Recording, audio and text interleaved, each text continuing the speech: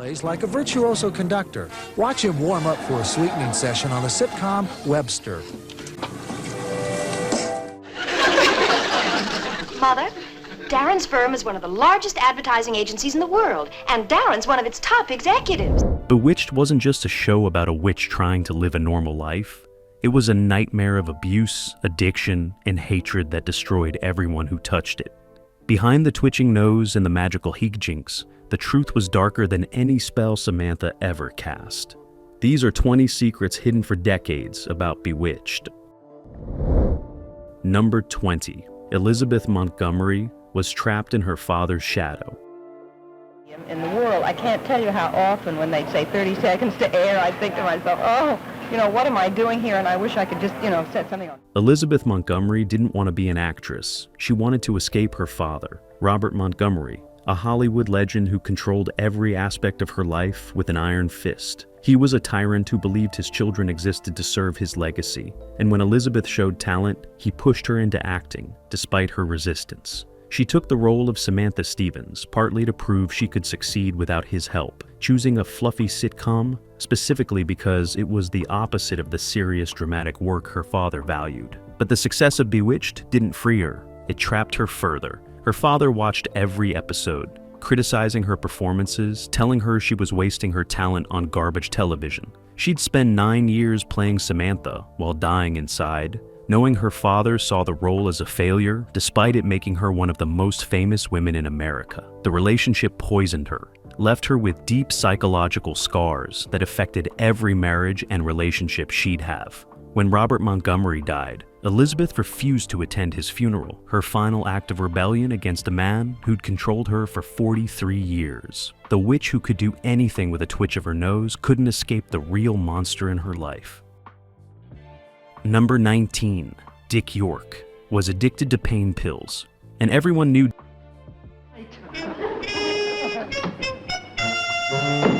Samantha, I'm getting desperate. You relax, sweetheart. I'll pop home. You have the effrontery to refuse my gift? How dare you! Now, let's not get all steamed up, Marie. Dick York played Darrin Stevens with manic energy and perfect comic timing, but he was dying on camera and nobody stopped it. Years before Bewitched, York had injured his back severely while filming a movie, an accident that left him in chronic, agonizing pain for the rest of his life. He managed the pain with pills, handfuls of painkillers, and muscle relaxants that he'd swallow between takes. The addiction started as a medical necessity, but spiraled into dependency that consumed him. He'd show up to set high, his eyes glazed, his reactions slower than they should be. Sometimes he'd collapse between scenes, the pain overwhelming the medication, leaving him writhing on the floor while crew members scrambled to help. Elizabeth Montgomery watched it happen, begging producers to give him time off, to reduce his workload, to do something before he destroyed himself completely. But the show had a brutal schedule, filming 30 or more episodes per season, and stopping production meant losing money, so they pushed him harder, demanding he show up and perform regardless of his condition. York lasted 5 seasons before his body gave out completely. He collapsed during filming and couldn't get back up. His back finally broken beyond repair. They replaced him with Dick Sargent and never looked back, leaving York unemployed, addicted, and in pain that would never end. Number 18. Agnes Moorehead hated the show, and everyone on it. Yes, it's all very simple. Now take that dank, straight hair. All it needs is, There's a market for everything. Listen to that. I'm not sure, Miss Moorehead, were you in the War of the Worlds, the Yes. radio show that terrified the most of New Jersey? Agnes Moorehead was a legendary actress who'd worked with Orson Welles, been nominated for 4 Academy Awards, and built a career playing complex dramatic characters. Then she got cast as Endora on Bewitched, and it destroyed her soul. She despised the show from day one, thought it was beneath her, mindless drivel that wasted her considerable talents. She showed up to get angry, treating the sitcom work as punishment, making her contempt clear to everyone around her. She particularly hated Dick York, finding him unprofessional and weak. She'd refuse to film scenes with him sometimes, forcing producers to shoot their interactions separately and edit them together later. She mocked the scripts openly, calling the writers hacks who couldn't create anything worth performing. Elizabeth Montgomery tried to build a relationship with her, admiring Moorehead's talent and hoping to learn from her. But Moorehead rejected every overture, keeping Montgomery at a distance because she couldn't respect someone who'd choose to star in something as frivolous as Bewitched. The only reason Moorehead stayed was money. The show paid better than most dramatic work available to older actresses, and she needed the income. So she showed up, delivered her lines with professional competence, collected her paycheck, and went home to drink away the shame of being in Dora, instead of the serious actress she'd once been. Number 17. The show's creator, Agnes, stole the concept from multiple sources. Goodbye, Father. Goodbye, Jennifer. Be a bad girl. Her first night was a calamity, but she was Startled me. Ring the bell, close the book, quench the candle. Soul Sachs created Bewitched by stealing from everyone and hoping nobody would notice. He borrowed heavily from the movie I Married a Witch, taking the basic premise of a witch falling in love with a mortal man. He lifted elements from the film Bell, Book and Candle, which featured a witch trying to live in the modern world. He even took inspiration from the Blondie comic strip, using the same dynamic of a magical wife dealing with a conventional, frustrated husband. Sachs cobbled these influences together, changed just enough details to avoid lawsuits, and sold it to ABC as an original concept. The network either didn't notice or didn't care, too excited about the commercial potential to worry about originality. The show became a massive hit, making Sachs wealthy and successful, despite building his creation on a stolen foundation. Writers who'd worked on the earlier source materials watched bitterly, as Bewitched dominated ratings and won awards for a concept they'd developed first. Some considered legal action, but lacked the resources to fight a major network and its lawyers. Sachs never publicly acknowledged his borrowing, maintaining the fiction that Bewitched sprang fully formed from his imagination. It was Hollywood's open secret, another example of how success erases questions about where ideas actually come from, how theft becomes creativity when enough money is involved. Number 16. Dick Sargent was gay and living in terror. Beer that comes from the refrigerator, not from witchcraft.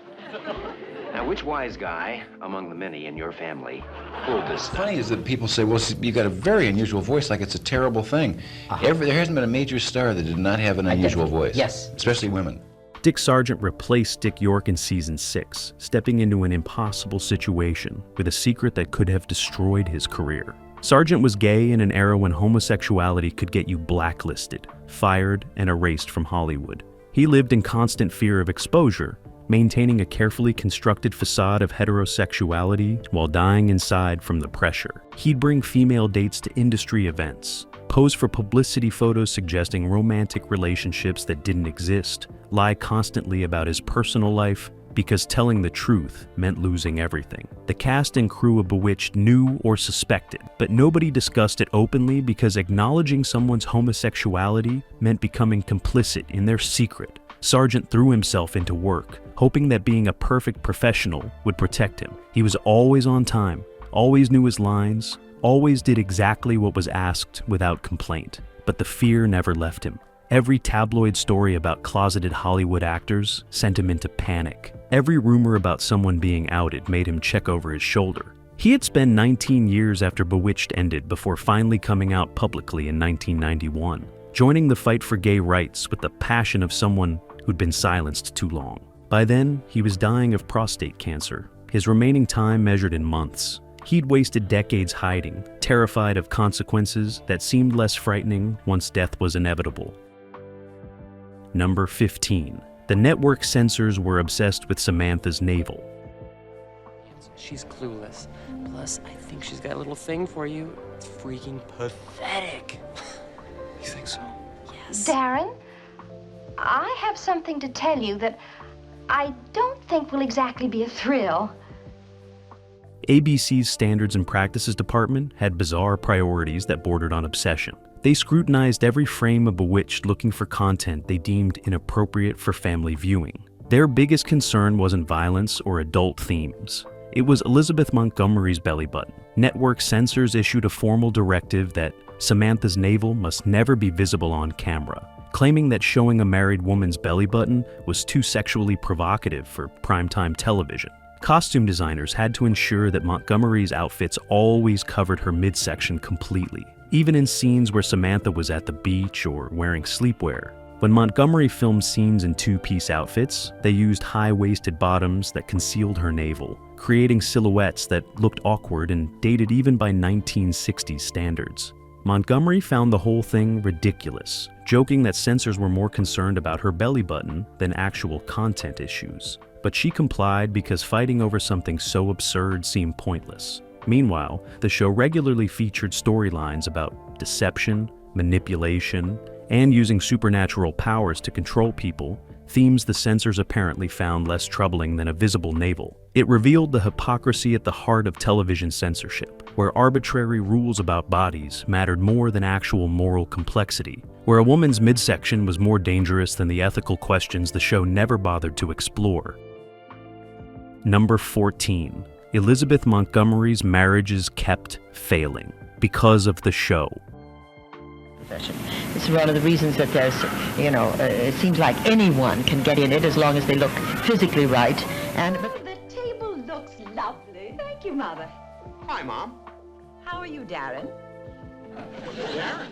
Elizabeth Montgomery married 4 times, and Bewitched destroyed at least 2 of those marriages directly. Her second husband, Gig Young, was an alcoholic who couldn't handle his wife being more famous and successful than him. He'd show up drunk to events, embarrass her publicly, and rage at home about being known as Elizabeth Montgomery's husband instead of as an actor in his own right. The marriage lasted 4 years before imploding in bitter divorce. Her third husband, William Asher, was Bewitched's director and producer, a relationship that seemed perfect because they shared the show. But working together constantly meant they could never escape each other. Every disagreement about their relationship bleeding into production decisions and vice versa. They had 3 children together while making Bewitched, trying to balance family life with a brutal filming schedule that left them exhausted and resentful. Asher began having affairs, including one with another woman on set. Montgomery found out and was devastated, but they kept working together because the show demanded it, forced to maintain professional collaboration while their marriage died. They divorced after season 7, making the final seasons of Bewitched unbearably awkward as ex-spouses tried to create television magic while hating each other. Montgomery's 4th marriage, to Robert Foxworth, finally lasted because it happened after Bewitched ended, after she'd escaped the show that had poisoned everything it touched. Number 13. The show's laugh track was manipulated to hide bad jokes. May I be of assistance? Mother, yes. Darrin can handle it very well by himself. Carol plays like a virtuoso conductor. Watch him warm up for a sweetening session on the sitcom Webster. Bewitched used a laugh track like most sitcoms. Canned laughter inserted during editing to tell audiences when something was funny. But unlike most shows, Bewitched manipulated their laugh track aggressively, using it to cover weak writing and failed comedy. Editors would watch scenes that had bombed with the live studio audience, moments where jokes landed flat or physical comedy didn't work, and they'd insert huge waves of laughter anyway. They'd take audio from successful scenes, moments where audiences genuinely cracked up, and paste that laughter over failures to create the illusion that everything was hilarious. The technique worked because viewers at home had no way to know the difference between real and manufactured laughter. But it allowed writers to get lazy, knowing that editors would fix their mistakes in post-production. Scripts got sloppier as the show progressed, jokes became more predictable, storylines repeated endlessly because quality didn't matter when the laugh track could convince audiences that mediocrity was comedy gold. Cast members knew what was happening, could tell which scenes had actually been funny versus which ones had been saved by editing. It made performing feel pointless sometimes, knowing their actual work mattered less than what editors would do with it later. The laugh track became a lie that enabled declining quality, proof that television success required not better content, but better manipulation. Number 12. Paul Lynde's Uncle Arthur was created to exploit a gay stereotype. Oh, my stars! Uncle Arthur, get out of that thing before somebody sees you. Faster than it.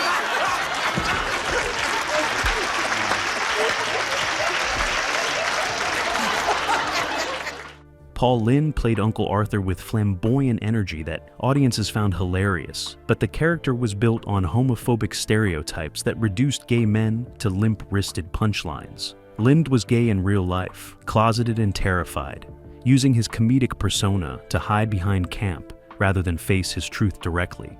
The writers knew this and exploited it ruthlessly, creating Uncle Arthur as an explicitly coded gay character whose queerness was the joke.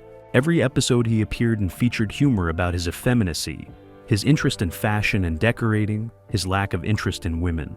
Audiences laughed because the character confirmed their stereotypes about gay men, while the show maintained plausible deniability, never explicitly stating what everyone understood. Lynde participated in his own dehumanization because it made him famous and successful, because playing the stereotypical gay uncle paid better than unemployment. But the cost was his dignity and his authenticity, performing a caricature of himself for straight audiences who found queerness amusing, as long as it wasn't threatening. He'd drink heavily after filming, depressed by what he'd become, a talented comedian reduced to a clown whose sexuality was the punchline.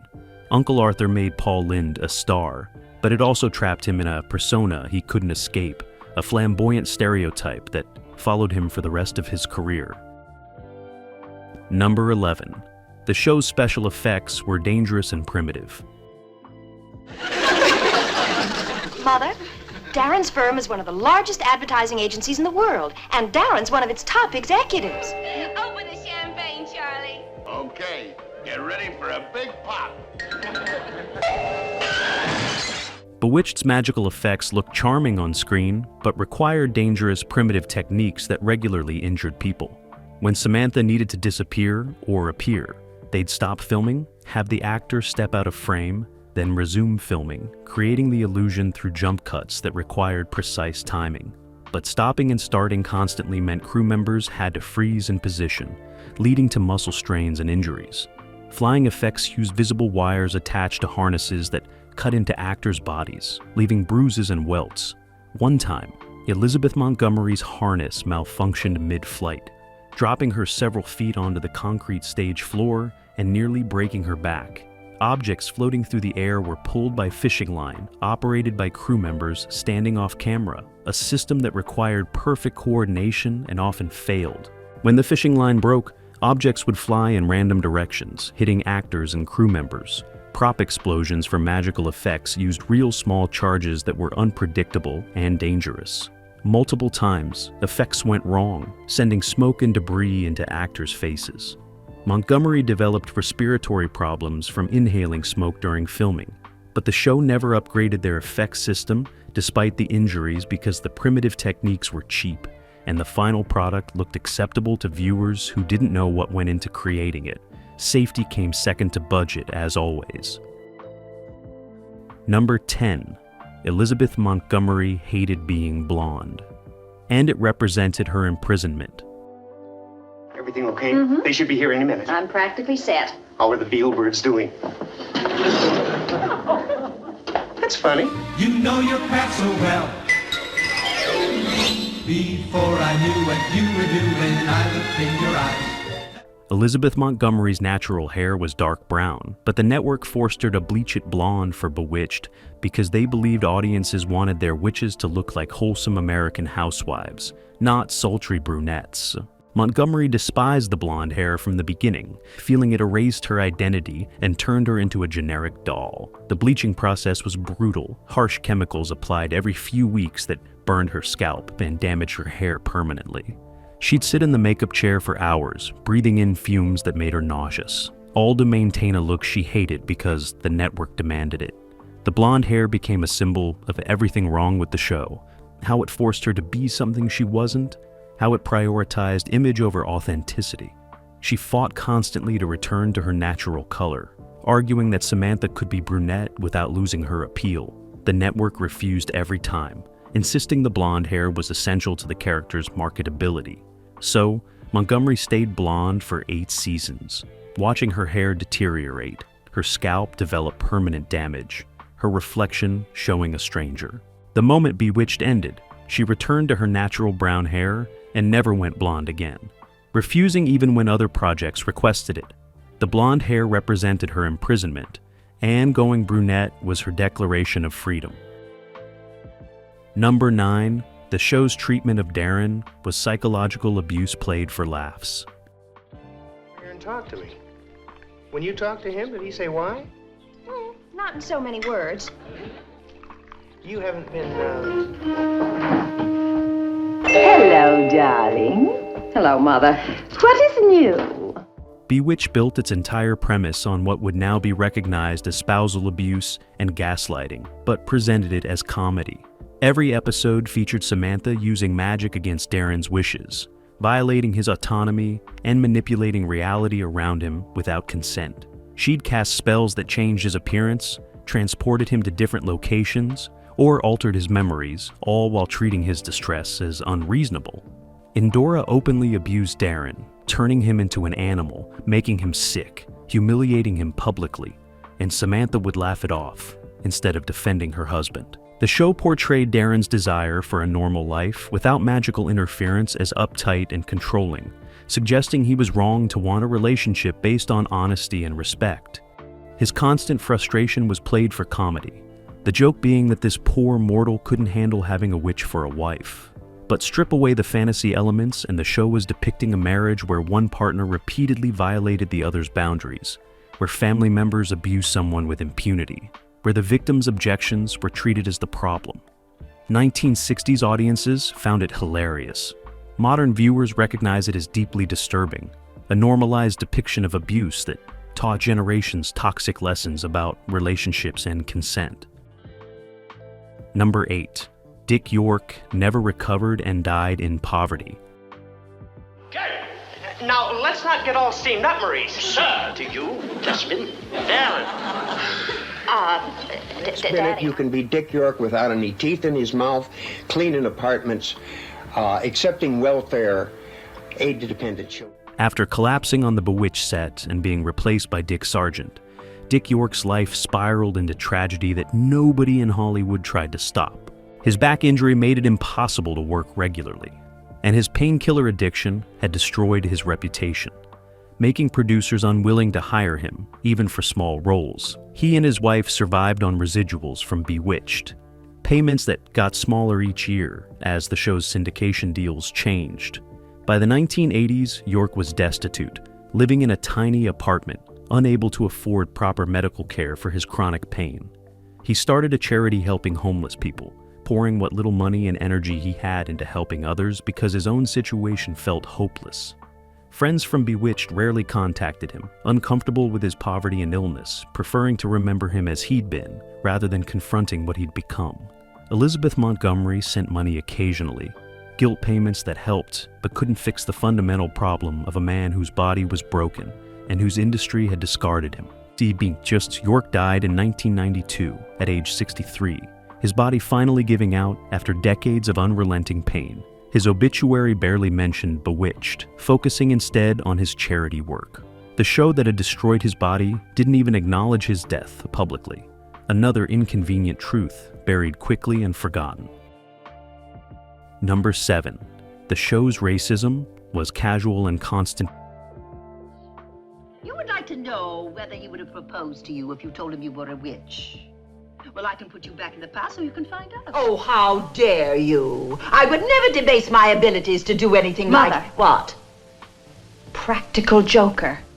Bewitched regularly featured racist content that reflected 1960s attitudes but remains inexcusable regardless of era. Episodes portrayed stereotypical depictions of Asian, Latino, and Middle Eastern characters using accents and costumes that reduced entire cultures to punchlines. When the show featured black characters, they were usually servants or subordinate roles, reinforcing hierarchies that placed white characters above everyone else. One particularly notorious episode featured Samantha and Darrin performing in blackface at a costume party, makeup that was supposed to be funny, but was actually horrifying minstrelsy broadcast to millions. The show occasionally attempted progressive storylines about tolerance and acceptance, but these episodes rang hollow given the casual racism embedded in the show's DNA. The writers seemed oblivious to their hypocrisy, crafting messages about accepting differences while simultaneously mocking those same differences for cheap laughs. Cast members have said that nobody questioned this content during production, that the racist jokes and stereotypes were simply accepted as normal comedy. It took decades before anyone involved publicly acknowledged that Bewitched had a racism problem, and even then the apologies were half-hearted, suggesting the content was of its time, rather than admitting it was wrong regardless of when it aired. The show is syndicated endlessly, these racist episodes airing repeatedly without context or content warnings, continuing to spread harm. Number 6. Agnes Moorehead died believing. Elizabeth Montgomery had cursed.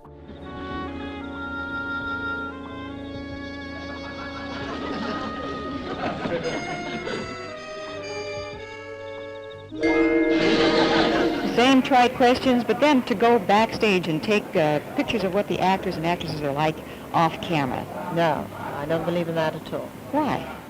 Her Agnes Moorehead developed uterine cancer in the early 1970s while still filming Bewitched, a disease that would kill her slowly and painfully over several years. As her health deteriorated, Moorehead became convinced that the show itself had cursed her. So long had attracted genuine dark forces. She consulted psychics and spiritual advisors, desperate for explanations about why she was dying. Some of these advisors, either genuinely believing their own nonsense or simply exploiting a dying woman, told Moorehead that Elizabeth Montgomery had cursed her, that the younger actress had used real witchcraft to punish Moorehead for her hostility on set. Moorehead believed it. She became terrified of Montgomery, refusing to be alone with her, accusing her of performing dark rituals. Montgomery was horrified and hurt, trying to reason with Moorehead, explaining that witchcraft wasn't real and cancer wasn't anyone's fault. But Moorehead couldn't be convinced. She died in 1974, convinced until her final breath that Montgomery had killed her with magic. Montgomery carried that guilt for years, devastated that a woman she'd admired had died believing she was a murderer. The accusation was absurd, born from illness and fear and exploitation by fraudulent spiritual advisors. But it revealed the psychological damage that playing these roles had caused. How blurred the lines between fiction and reality had become. Number 5. The show's premise taught terrible lessons about marriage. What? You're a what? I'm a witch. I have yet to see a table lighter that works. Just once, I would like to see. Bewitched's entire narrative was built on the idea that women should suppress their true nature to please their husbands, and millions of viewers absorbed this toxic message. Samantha was repeatedly shown as being in the wrong for using her powers, even when those powers could solve problems or help people. Darrin's discomfort with magic was always validated. His desire to control his wife's abilities, portrayed as reasonable rather than controlling. The show suggested that a good wife should make herself smaller, hide her talents, and pretend to be ordinary to avoid threatening her husband's ego. This message was particularly insidious because it was wrapped in comedy and fantasy, making it seem harmless when it was actually reinforcing patriarchal ideas about women's roles. Samantha's mother constantly urged her to leave Darrin and embrace her power, but the show always portrayed Endora as wrong, as a bitter divorced woman who couldn't understand true love. The message was clear. A woman who chooses herself over her husband's comfort is selfish and alone. These lessons sank deep into the cultural consciousness, shaping how generations thought about marriage and gender roles. Even today, people reference Bewitched as wholesome family entertainment, not recognizing that its core premise was asking women to diminish themselves for male approval. Number 4. Elizabeth Montgomery developed anxiety and depression from the show. Well, hello there. Where'd you come from? You hungry? I don't think so. Oh, hello, Miss Bewitched. Kravitz. A great comedy. And really it has endured. What was the appeal? I think we made it... The pressure of carrying Bewitched for 8 seasons broke Elizabeth Montgomery psychologically in ways that never fully healed. She developed severe anxiety, panic attacks that would hit her without warning, leaving her unable to breathe and convinced she was dying. She started drinking heavily to manage the stress, wine at lunch becoming wine all day, a dependency that worried her friends and family. The depression was worse, a black cloud that settled over her and wouldn't lift no matter how successful the show became. She'd cry between takes, lock herself in her dressing room, refuse to come out until absolutely necessary. The constant pressure to be perfect, to carry the show, to manage difficult co-stars and demanding producers wore her down until there was almost nothing left. She'd go home after 14-hour filming days and collapse, too exhausted to interact with her children or maintain her marriage. The show consumed everything, leaving no energy for actual life. Montgomery later said those years felt like being buried alive, going through motions while dying inside. She sought therapy but couldn't be honest about what was happening, because admitting the show was destroying her meant risking her career. So she smiled for cameras, performed brilliantly, and saved her breakdowns for private moments nobody would witness. The psychological scars lasted decades after Bewitched ended, anxiety and depression she'd carry until her death. Number 3, the show's creator died broke, despite creating a gold mine. Yeah, I said, how about, I don't even remember how it came up to a witch married to a mortal. That's all I had. And that's it. You got a story to tell, just tell them the story. Tell the truth. And get rid of all the bull. If I ever wrote another book on writing, I wrote one. Saul Sachs created Bewitched and sold the concept to Screen Gems for a flat fee, signing away all future rights and residuals, because he needed money immediately and didn't believe the show would last more than a season or two.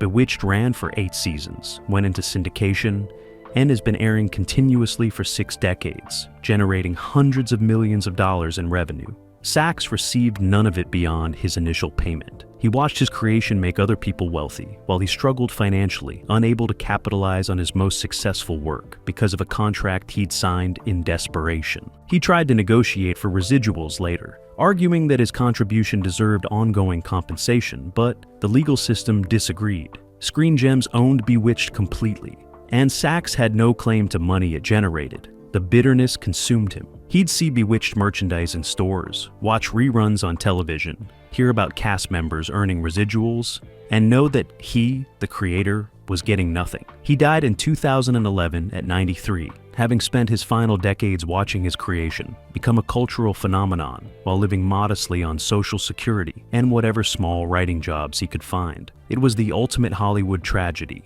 He's the creator exploited and discarded while his creation lived forever. Number 2, the final season was filmed. It was while Elizabeth Montgomery was planning her escape. If that's what you want to do, you're going to really want to have to do it, because there's no room out there for some gutless wonder wandering.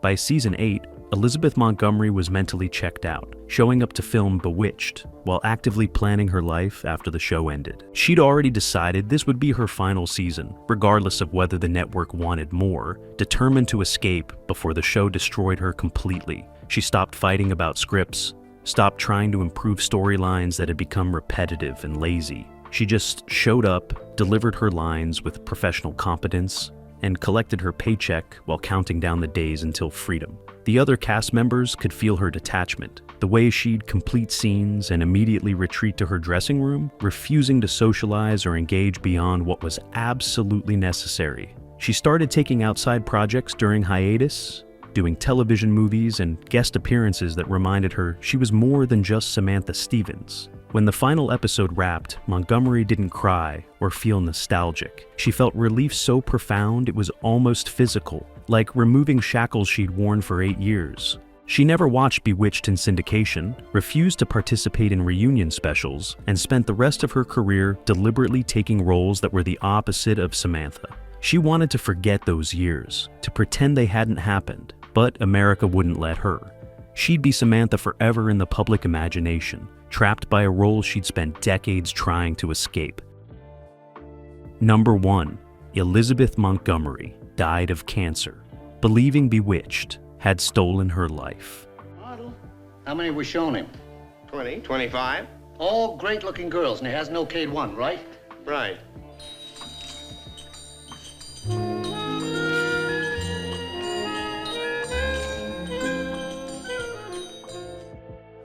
Elizabeth Montgomery died of colon cancer in 1995 at 62, too young and filled with regrets about choices she couldn't undo. In her final months, she told close friends that Bewitched had been the biggest mistake of her career, that trading 8 years of her life for fame and money hadn't been worth it. She'd achieved everything an actress could want: stardom, wealth, cultural impact. But she'd sacrificed her mental health, her marriages, her relationship with her children, and her artistic fulfillment. She'd spent decades being defined by a role she'd grown to resent, unable to escape Samantha no matter how many other projects she took on. The cancer diagnosis came suddenly, the disease aggressive and merciless. Montgomery faced death with the same determination she'd brought to everything else, but her final conversations revealed deep sadness about the life she'd lived. She'd never wanted to be Samantha Stevens. She'd wanted to be taken seriously as a dramatic actress like her father, to prove she had talent beyond twitching her nose and looking cute. Instead, she'd been trapped in a sitcom that America loved,